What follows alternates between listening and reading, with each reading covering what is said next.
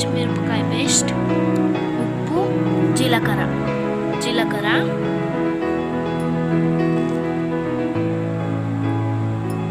దంచాలి.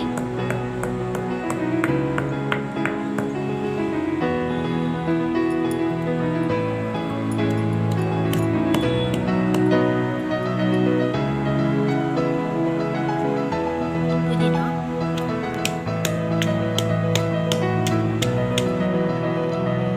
పచ్చిమిరపకాయ పేస్ట్, ఇంకా ఉప్పు.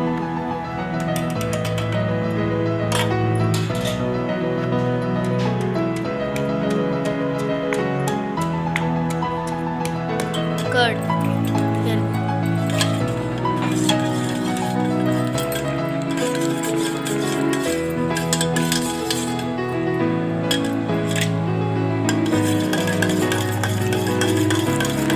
బాగా చిక్కగా మిక్స్ చేయాలి.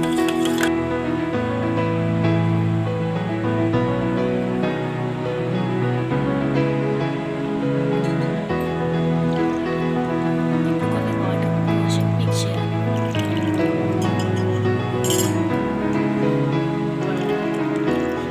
వాటిని జల్లెడబట్టాలి.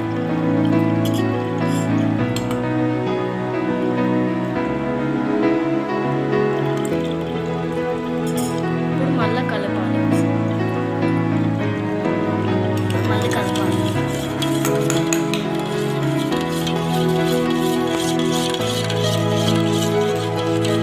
ఇప్పుడు పెరుగుకు సరిపడా నీళ్ళు పోయాలి.